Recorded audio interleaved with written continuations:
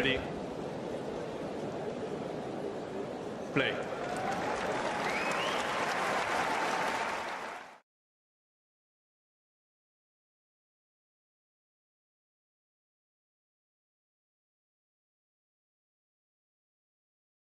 Unmute myself, Mario there, giving a wonderful little sign there. He's going, and it's because I put us both on mute, but that's just how it is. That's nothing compared to the outrage that people were suffering from yesterday as they were hoping to watch the ceremony and get the draw at 1 minute past midday. And of course, it didn't arrive on time. But listen, if anybody has been to Italy and experienced the trains there, and by the way, they're not great in Germany either, we are familiar with being late. But at least this podcast was on time. And I'm really pleased to have with us today Mario, an Italian journalist. He's in amongst it. He's in the heart of Italy. And tell me, Mario, I think you're a little bit excited about this tournament. Yeah. Hi, everyone. I'm so excited because the ATP Finals are always a great event. The 9-10 best players of the year, and so it's so difficult to make predictions. Even the format is different than the other tournaments, and so it's good. Then I'm Italian, so in a big event held in Italy, so I'm happy, and I'm looking forward to watch the matches from Sunday. I know a bit what to expect, but they are all great players, so they can surprise us. For I think every match is difficult to give a precise prediction. It is, Mario, but we'll wait till maybe a bit nearer the end before we do that. But I completely agree. When you've got more or less the eight best players this year on the men's side playing, it is really tough to predict. Also, of course, we are missing Alcaraz this year, but we have still got some great ones. By the way, we've got a few legends in the chat as well. We've got Jane there saying hi, thanks for doing this, John Silk, and hello to you, Mario. Ciao, Mario. By the way, in Italian, Mario, I think it's kind of funny that you have the same word for hello and the same word for goodbye. Like ciao, it just ciao. Is he coming or leaving? Oh, yes, it's easier. We were not sure if we were coming or going yesterday as well. I mentioned the draw obviously being a little bit late. Nice to have you on board as well, Ghosty. Morning from where you are because you're joining us from the US. Yeah. By the way, he's already got a comment on the draw because I think some people are suggesting it's quite a kind draw to Rafa. Do you think it's been a kind draw for Rafa? Do you agree? Well, I think the other group is a little bit tougher on paper because we have to wait to see. But okay, the draw is like that, so. We can say anything. We have to wait and we have to watch the matches because they are still the 8 top guys. So I think that there are still obstacles for everyone. Giving the history of this tournament, probably the other group is tougher because we have 7 titles compared to Nadal 0. So that's a good point. Yeah, but it's still the fact that Novak this year was the 7th seed, so probably this has changed the perspective this year. But even Medvedev was in the third, was seed number 4. Probably in this tournament he's better than number 4, and so 2022 has been a particular year, and so we have a particular draw. And it's fine for me. We will see great matches till Sunday. Yeah, we will. We'll see. Yeah, I'm excited. I do think that probably for Nadal it is a little bit lucky, but and I think it's a really good point you make about that, Mario. 3 of the 4 people in one group have won this title before, and they've got 7 titles between them: Tsitsipas, Djokovic, and Medvedev. And of course, there's none on the other side because Rafa's never won this particular tournament. Ghost is there saying he's pleased about my coffee. Yeah, but more importantly, I was trying to show off the mug, the Talking Tennis mug and the logo. We're really getting into this indoctrination that we're at here at Talking Tennis. I hope you're loving it. Listen, Mario, we'll start with Rafa, because actually he's been talking to the press today. In fact, they've all had their sort of media today. There's been some comments in his press conference. One of them was about, I think, the fact that he was suffering a little bit with his abdomen in New York. So that might explain why his performance there wasn't at the top level. I also heard that he, in the 3rd set recently in Paris-Bercy against Tommy Paul, that he was feeling sick, if you like. And he said he was very close to vomiting, which explained why he was so desperate to get off the court. What are your thoughts on those 2 points? Okay, so it's a long story on socials. I think that this season we can divide this year in 2 parts for Rafa, because he had an absolutely extraordinary first 6 months, because even in Wimbledon, he suffered that, but he reached the semifinals, and then probably another part in which he has played less matches, less victories, because he lost some early matches in Cincinnati, in Paris. I think that I don't know. It's a hard point, because I can understand that probably for some people his injuries are a topic which we are talking a lot on social medias because of his age. He's 36, and because he's also a bit unlucky with his body lately. I know I can understand. I can understand both sides. I can understand people who are a little bit frustrated, because I can understand that we always ask him about his body, his injuries, his health, and so probably some Nadal's fan and some Djokovic fans, some other players' fans are a bit tired. But I don't know. For me, the only hope is everyone is healthy enough to compete at his highest level, because I just want to watch a great tournament with all the players healthy. I remember last year there were too many injuries. For example, Berrettini's injuries, also Tsitsipas. They both pulled out after the first match. I really hope that he'll be able to play all his matches, 3, 4, 5. We'll see. So my opinion is that I can understand both sides of this question. I mean, I think the thing is whether it's Dominic Thiem, and he's had a lot of injuries the last couple of years, or whether it's other players. I mean, Borna Coric has spent time out of the game. I mean, Rafa's been fairly on and off throughout his career. There's no reason to doubt that these aren't legitimate. And I think it's crazy to do so. I also think it's crazy to some of the aspersions that are cast on Novak, and I think it's just social media. What can we do? But yeah, he did mention how he had the injury a little bit, still lingering at the US Open. Listen, you win some, you lose some, and a Ghost is really pleased that Thiem is coming back anyway, and maybe 2023 is going to be his year. He played good in the last tournament. He was not so clutch in his matches. Probably a bit the lack of confidence in some moments. I remember the match against Korda, for example, in Antwerp.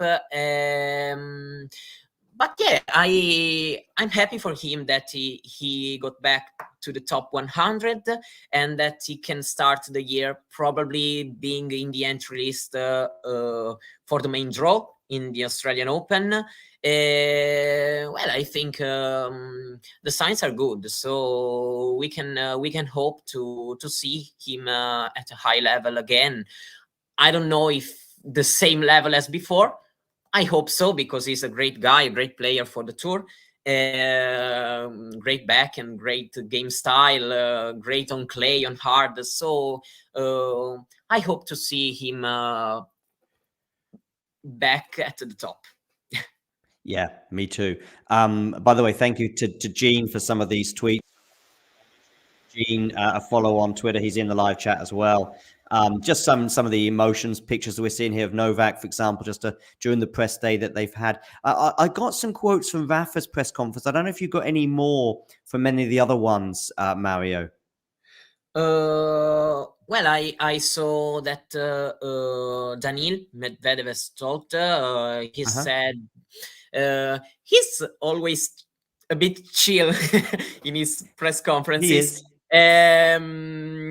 Yeah, he said that the thing that we always hear during this tournament. So he said there is no clear favorite. Everyone can play good tennis. That probably someone can be a bit tired because it's the last tournament of the year. But there was a press conference with more players, so I haven't heard something particular. But yeah, I think Medvedev can be a threat for everyone in this tournament, because in Paris he's lost early, but I think that he played really good after the American swing, where he played low for his standards, but he's serving good in his last matches, and that's a great point for him. I don't know. I think that the court can suit his game very well, because can make him a little bit more aggressive, because I think that his issue sometimes is that he's too passive in some moments of the match. Then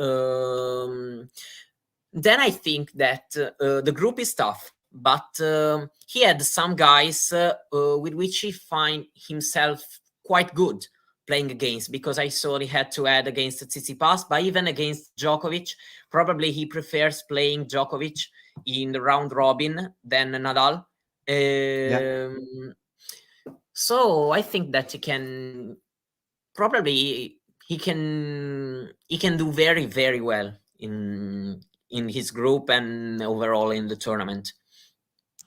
Yep, I agree. Let's have a quick look at maybe the draws, for example. We've got two groups, of course, one nicely named red and another one nicely named green. I saw some people on Twitter as well suggesting they could have been a bit more creative with that. But to be honest with you, who cares? We've got the red group, obviously, is the tough one with Tsitsipas, Medvedev. I'll get it up on the screen for us as well. Got that one with Tsitsipas, Medvedev, Djokovic, and Rublev. Poor old Rublev there.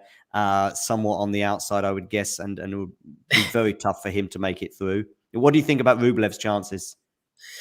Yeah, he's the less favorite of the group for me, but you know, last year he came out of confidence. Then he got a good straight sets win against Tsitsipas.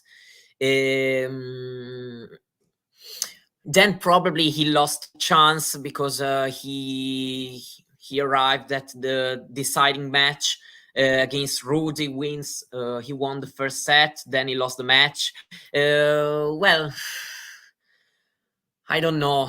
I honestly think that it can be really tough for him. But let's see, because against Novak the matchup is really hard for him, Mhm. because Novak covers the court very well. He needs to make a lot of forehands to make the point. So yeah, it's Who's going to qualify from this group? Which two players are going through? red group. Red group. Well, I'd say Medvedev and Djokovic.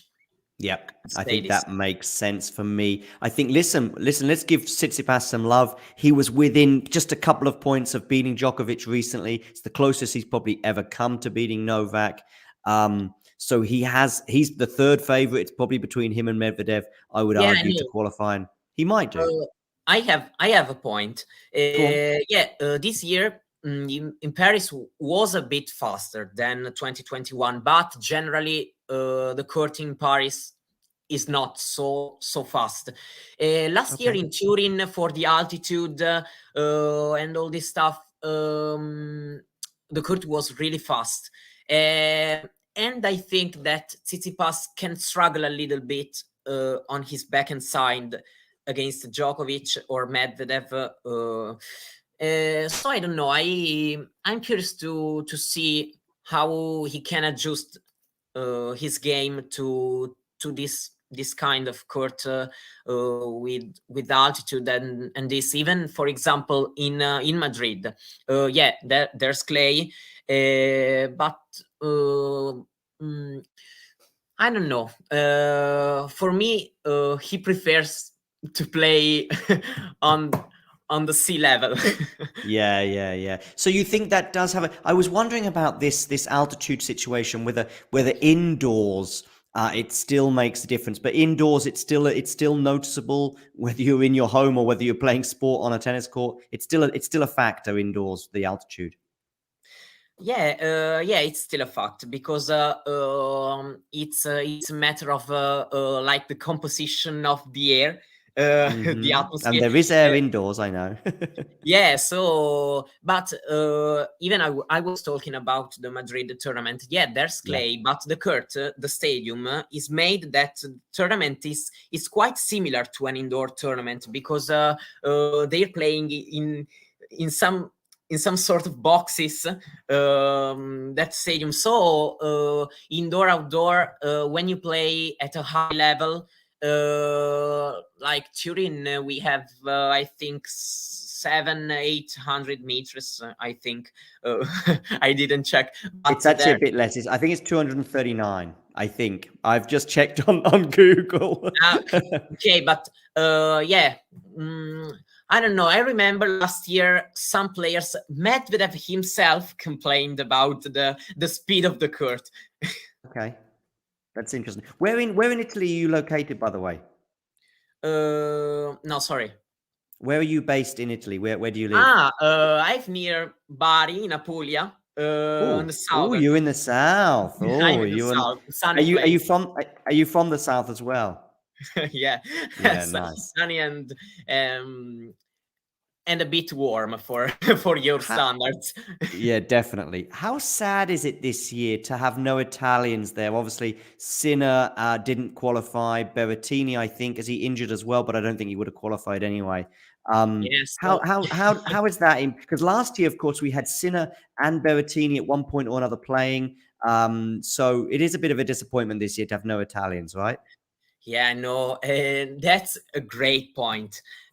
Because probably you outside Italy can't hear all these comments, all this. That's been tough for us, because Italian fans were very confident at the beginning of the year to have at least one of them. Probably Italy got a very good season, probably a better season than the expectations for Musetti. But Sinner and Berrettini struggled a little bit. Sinner made some great things this year in Grand Slams in some moments, but he hasn't been able to to being consistent in 250, 500 tournaments. He played only 4 small tournaments throughout all year. And it's a bit disappointing for him because, for example, Rublev made a lot of points in 500 tournaments.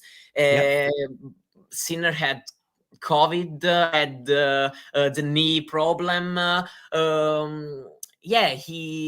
But it's not all a matter of luck.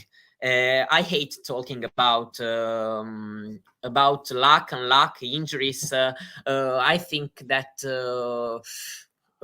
probably he hasn't shown the same mentality as Alcaraz or as Rune did in Paris last week, which has been I don't say surprising, because I always heard about what Rune said in his conferences, in his interviews. He always said that he believed he can reach these levels.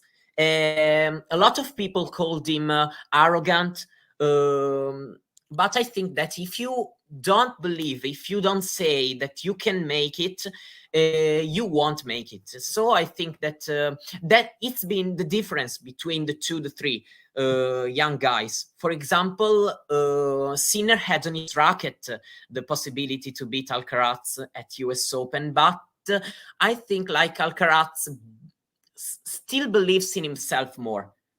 Yeah, that's fair. And it's a pity that he's not going to be there. But I think Alcaraz's absence has had an impact on the tournament, at least the feel going into it. I think if we'd have had Alcaraz in the green group instead of Fritz, for example, we'd have a very different view on how this tournament is. So let's come to the green group. We've obviously got Rafa, Casper Ruud, Felix, and Taylor Fritz. Who are the 2 players for you that will emerge from that group? Okay. Well, Felix is in great shape lately. So logically, I would say that he has a huge chance to make it deep, to make a deep run. But we have seen sometimes players that arrive there with all the hype, and then maybe goes 0-3. For example, I can mention Pegula at WTA Finals, or Medvedev in his debut campaign in 2019. But I believe that Auger-Aliassime will make it, and I don't see Rafa being out in the group stage. Okay. I don't know. I struggle to see him out during the group stage, even if I don't want to underestimate Ruud and Fritz. Sure. Because they did great this year. Ruud, for example, has reached a Grand Slam final on an hard court at US Open, so he proved he can do very well. Probably after the US Open, he struggled a bit. It's difficult, but I won't underestimate Nadal. Fair enough. Yeah. I think, are you suggesting that Felix and Rafa will emerge from this group? I'll take a risk. I'll say Nadal and Fritz. Nadal and Fritz. That is a risk. I'll take this risk.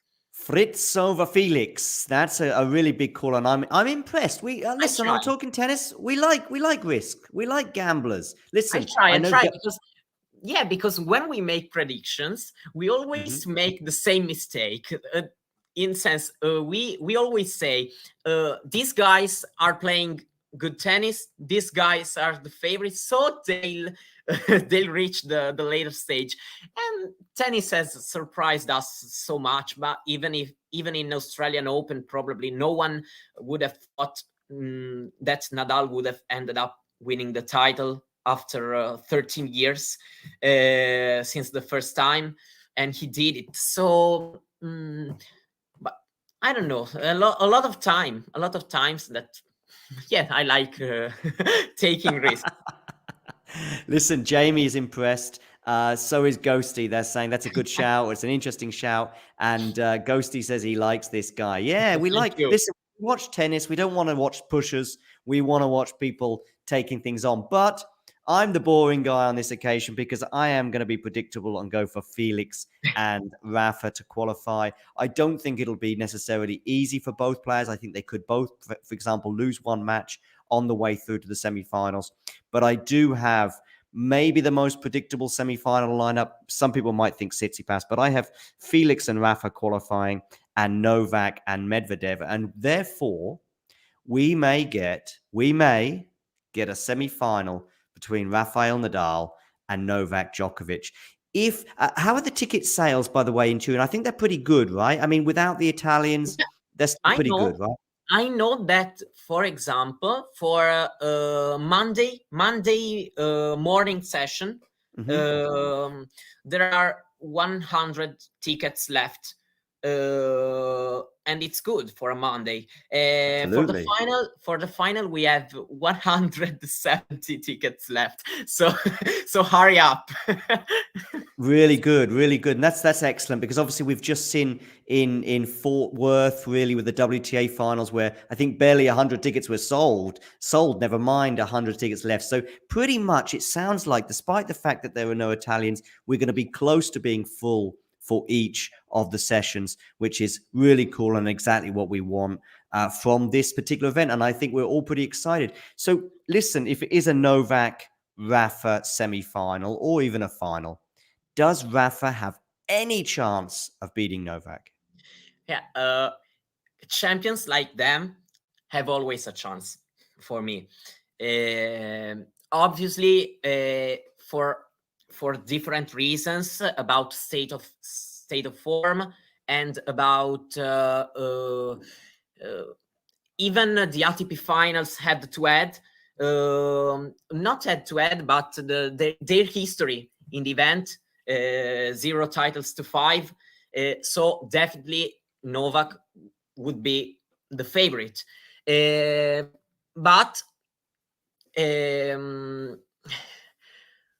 I can't tell this because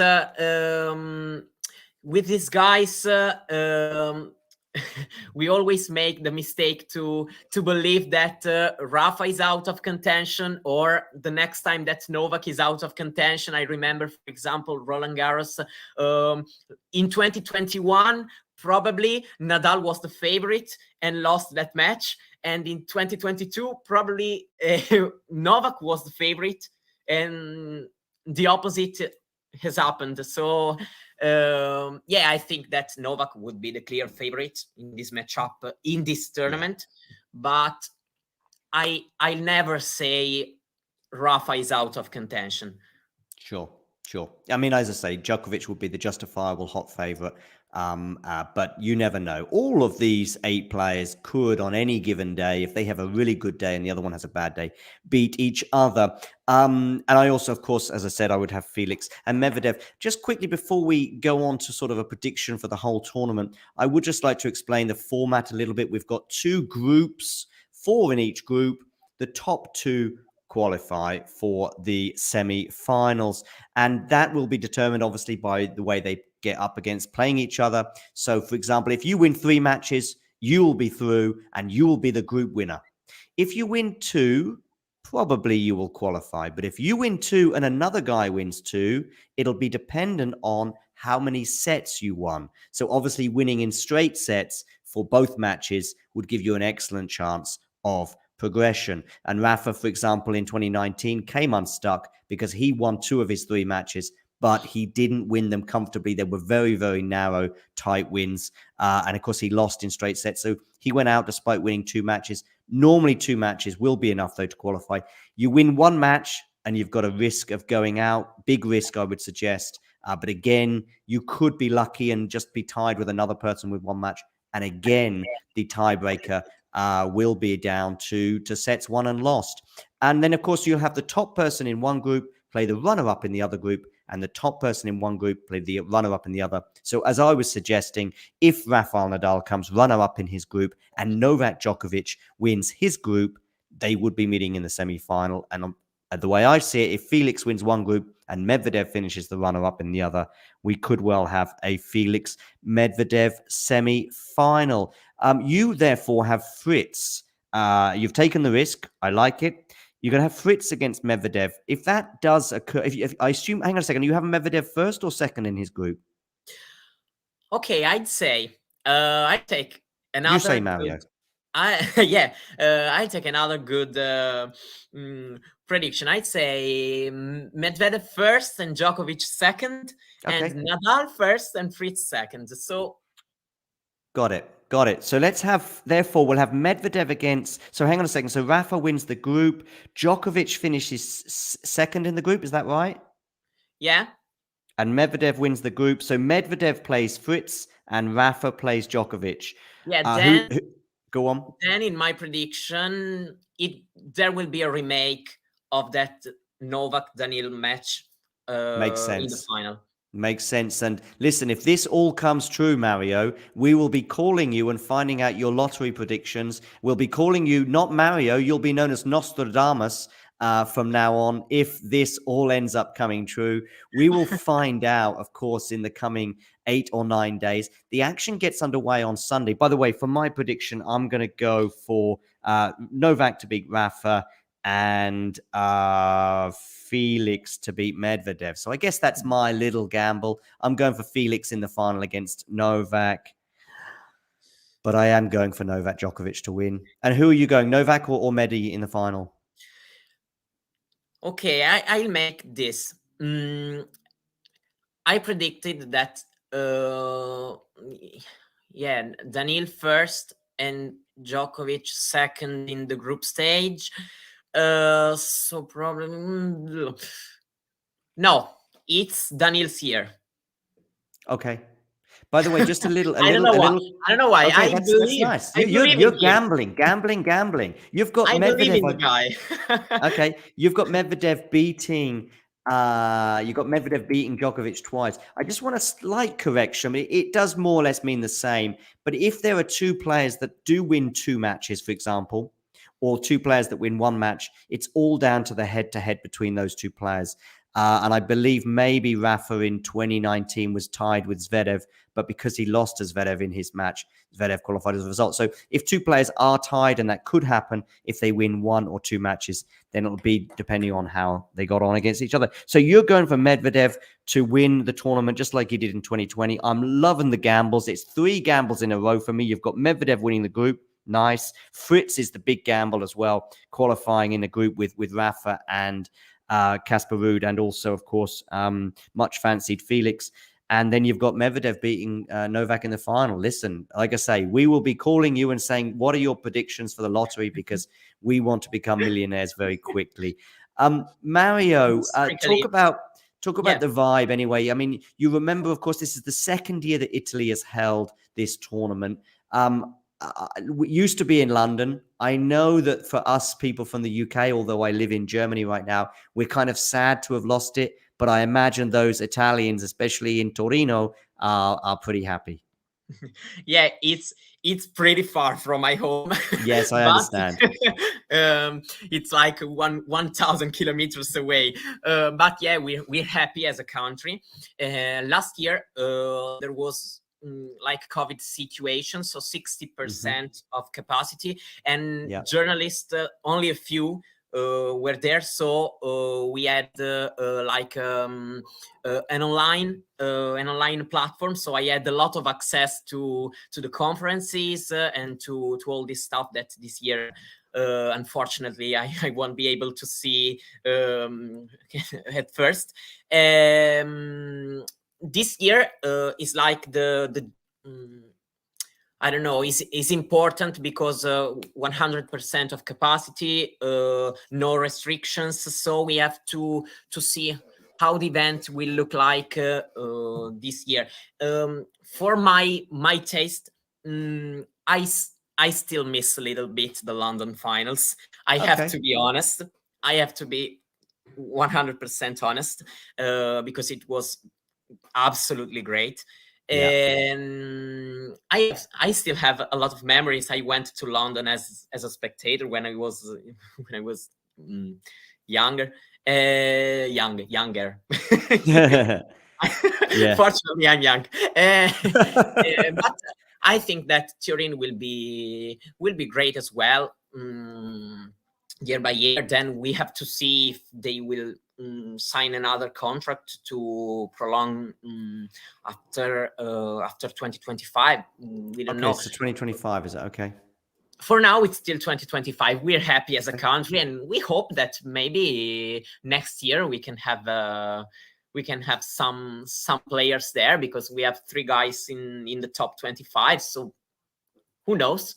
Yeah, who knows? And listen, it's obviously helping that you're selling out. The feel and the vibe when watching on TV, at least anyway, does feel quite similar to London. The music, the colors, the atmosphere does seem to be quite similar. I think that at least last year they kind of copied the London style. Yes, for me. I personally I didn't like that so much. I can understand that maybe the ATP wants to give a look. I don't know how to explain. Like to give the same look, because it's still the same tournament.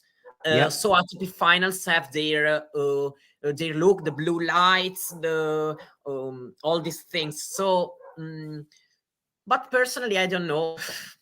We'll see this year. I can't wait to watch the match, to see the atmosphere, to see the crowd. Italian crowd is a good crowd. Listen, Mario, your dog is excited as well. Your dog is pumped for this tournament too. Sorry. Yes. It's great. It adds some color. Listen, we love dogs on Talking Tennis. I'm also aware, I learned something in the last year or two. I didn't learn many things, but I did learn this. Iga Swiatek, she loves tiramisu. Okay. And I also learned the meaning in English of tiramisu, which is to like lift me up, to cheer me up. Yes. Is the translation, right? Well, listen, Mario, London may have lost the ATP Tour Finals. Brits like me may have lost out, but Italians and Turin in particular has gained. And despite feeling a bit sad about London losing it, after this chat, Mario, you've cheered me up. You've tiramisu'd me. You've tiramisu'd me. Thank you. Listen, before we go, just quickly, Sunday's schedule begins with Casper Ruud on the singles side. Of course, we've got doubles matches as well to look forward to. I will be doing a show on the doubles year as a whole, which obviously will be focused on both the WTA and the ATP. I've got a couple of wonderful guests for that, but that'll come up in a couple of weeks. So I will be giving some doubles tennis some love in the near future. But for now, the singles gets underway on Sunday with Casper Ruud against Felix in the afternoon here in Europe. And in the evening of the night session will be Rafa against Taylor Fritz. The Monday will be the first match, I think, is Medvedev against his compatriot Rublev.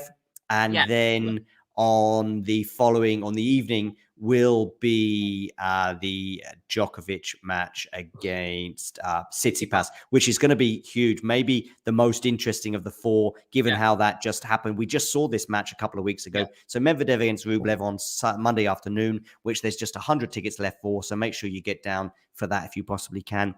And then Tsitsipas Djokovic. So it's going to be very exciting. Mario, you've cheered me up. Have you got any final thoughts on the tournament and just generally in any more comments that you've not shared amongst us so far? No, sorry. I didn't. No problem, Mario. It's my bad English. I must improve. You remind me, by the way. I asked Nakashima a question this year at a press conference, and he was like, it's because I took too long with the question. I spent like 20 or 30 seconds asking the question, and I think he sort of fell asleep. Exactly. Sorry. And Mario, that's my bad. Listen, any final comments on the tournament?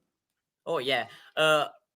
One thing I don't particularly like, but it's not only this tournament, is that like we have the semifinals day. I saw the first semifinals is at 2 p.m. and the second semifinal is at 9 p.m. I can understand the TV rules in this world. But how can the semifinals start 7 hours? Agreed. There's a 7-hour difference. I know that the final the following day is at 7 p.m., so it's quite late.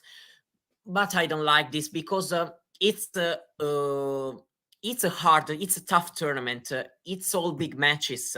In fact, we have witnessed all young champions in the past years. So I don't like. Probably some guys play the late semifinals. They go 3 hours because it can happen. I don't like personally. For example, what has happened with Zverev? I don't know if anyone remembers that. Yeah, but I don't like to be like an old an old man complaining about everything.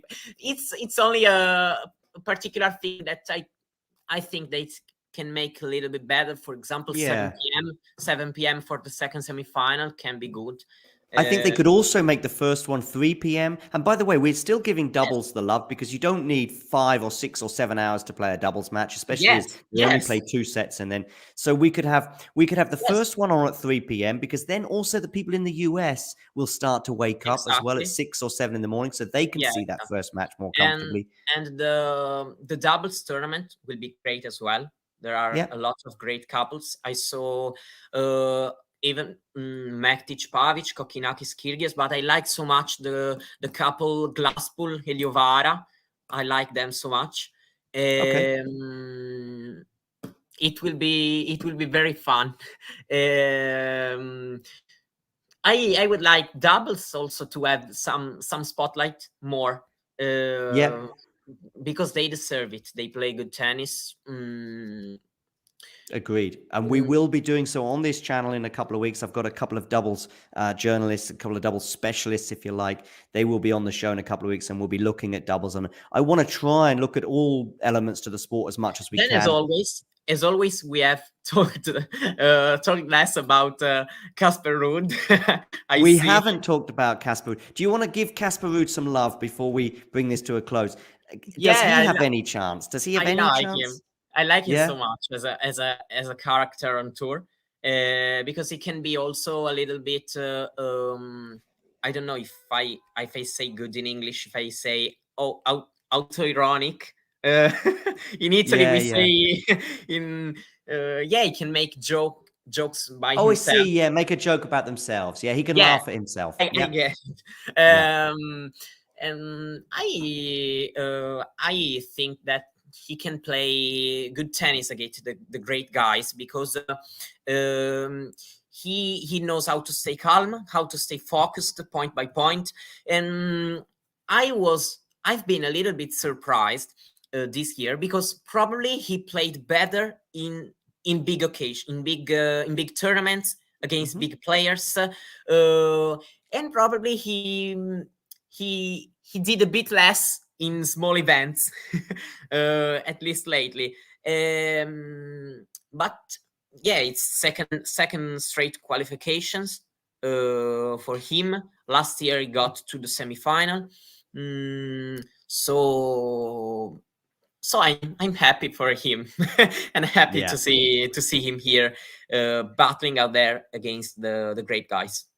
And Mario, we were very happy to have you on for this special show with just a couple of days, less than 48 hours to go. You have pumped some tiramisu into our veins, and we are excited as a result for this tournament. Let's see how your Fritz semi-final prediction pans out. Let's see how your Daniil Medvedev winning the tournament pans out. Let's see. I mean, listen, you've taken a risk, and we like that here on Talking Tennis. Mario, I just want to give you a big thank you for coming on board today. I hope we have you on again soon. Maybe sometime after the tournament. Maybe we can have a little chat again sometime in a couple of weeks from now. Thank you for having me, and I'm very glad to have had this opportunity to be here speaking about tennis with you. Great, Mario, and you'll be doing so again very soon. Thanks very much, and to the rest of the tennis world,